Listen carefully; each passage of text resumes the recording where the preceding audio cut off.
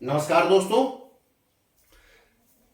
पिछले वीडियो या उससे पहले के वीडियो में हमारे कुछ अभ्यर्थियों ने ये कमेंट्स की लिखा है कि sir Uttar Pradesh state university act 1973, Uttar Pradesh state universities centralise service rules 1975 को ठीक से समझ नहीं पा रहे हैं कि आखिरकार ये दो जो एक्ट और रूल्स हैं ये किस प्रकार से अप्लाई हो रहे हैं।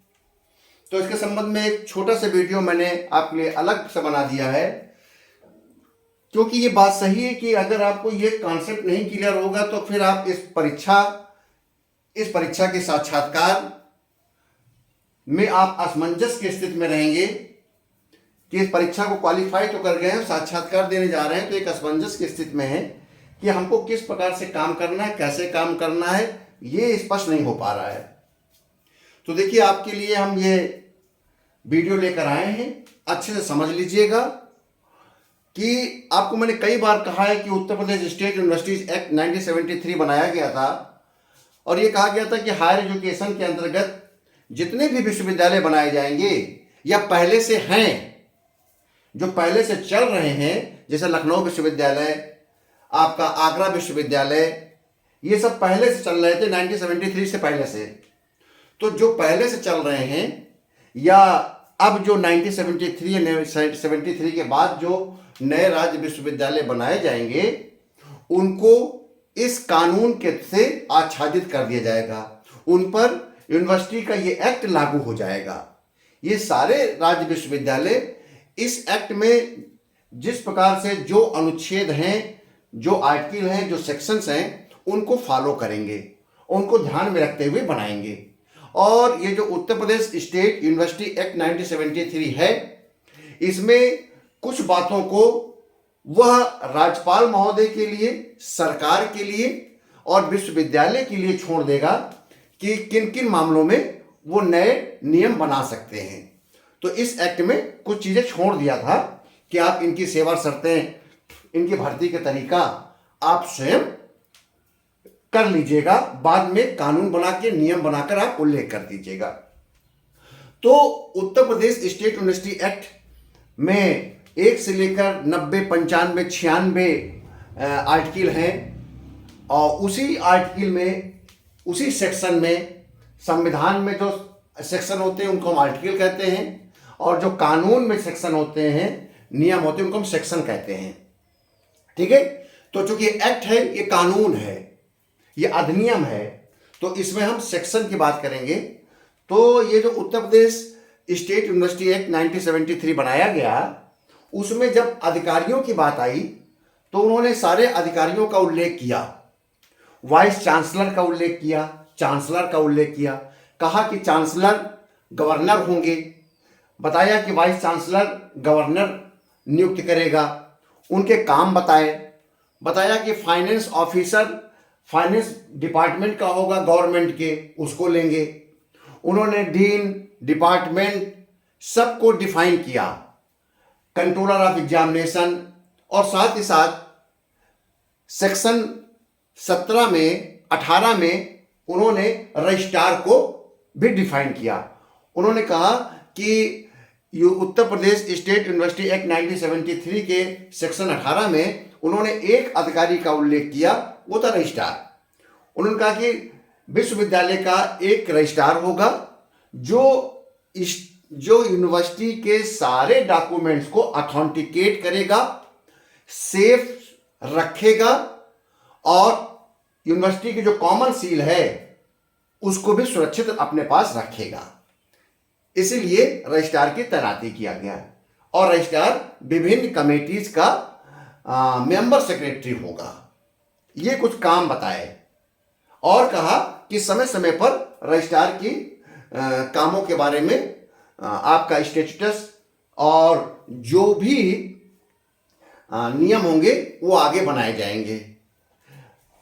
इसी उत्तर प्रदेश स्टेट यूनिवर्सिटी एक्ट के 1973 के सेक्शन 17, याद रखिएगा, पूछ देगा इंटरव्यू बोर्ड में, आपका बोर्ड के जो मेंबर्स होंगे, जो अध्यक्ष होगा, क्या बताइए कि आप का उल्लेख यूनिवर्सिटी के जो एक्ट है वो पहले तो पूछेगा कि आपका पद यूनिवर्सिटी स्टेट यूनिवर्सिटी सॉरी उत्तर प्रदेश स्टेट यूनिवर्सिटी एक्ट के किस सेक्शन में है, या पहले कह देगा कि आपके पद के संबंध में नियुक्ति के संबंध में किस अधिनियम से लिया गया है, तो आप कहेंगे उत्तर प्रदेश स्टेट यूनिवर्सिटी एक्ट 1973। ये उस एक्ट में कहाँ उल्लेख किया गया है, तो आप कहेंगे सेक्शन 17 सब सेक्शन 1 में।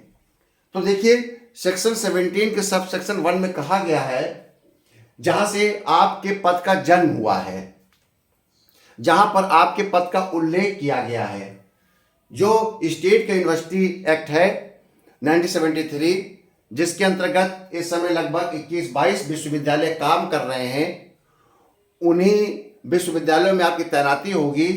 तो सेक्शन 17(1) कहता है the state government shell by rules made by notification in the official gazette provide for creation of a separate service of registrar, deputy registrars and assistant registrars common to all the universities and regulated the recruitment to and condition of service of persons appointed to any such service।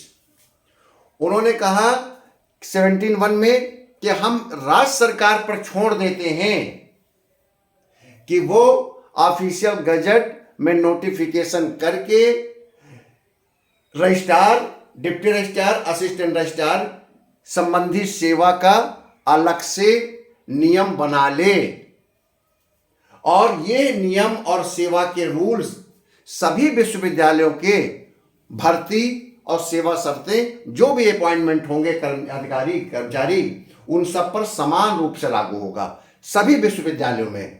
किन विश्वविद्यालयों में? जो इस अधिनियम के अंतर्गत बनाए हैं, 1973 के अधिनियम बनाए गए हैं। इन्होंने जब ये कह दिया कि आप किन किन पदों की नियुक्ति करेंगे, देखिए पद भी खोल दिया उन्होंने। ये सरकार के हाथ में नहीं दिया कि तुम अपने आप पद नाम बनाओगे, पद नाम बना कर दे दिया। Registrar, deputy registrar, assistant registrar यही अधिकारी होंगे जो संचालन करेंगे विश्वविद्यालय का। सरकार अपनी ओर से कोई भी पद नहीं बनाएगी।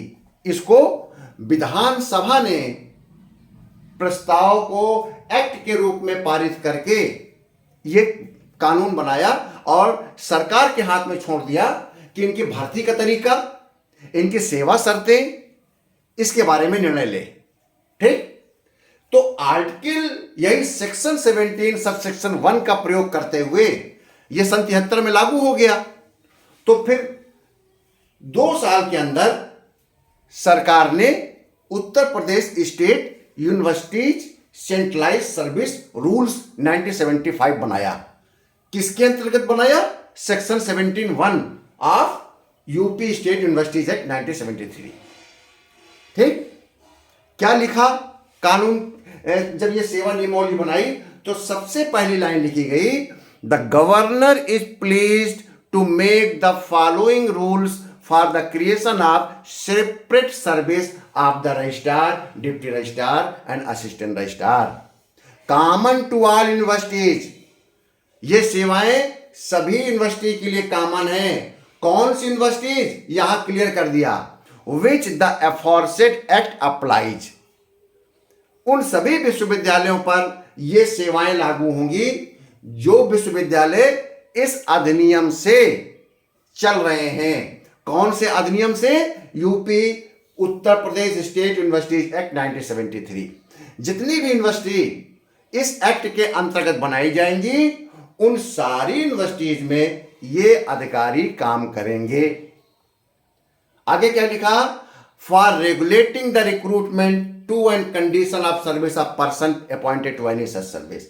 ये नियम कानून इसलिए बनाया जा रहा है ताकि इन अधिकारियों की भर्ती, इनकी सेवा शर्तों का उल्लेख किया जा सके।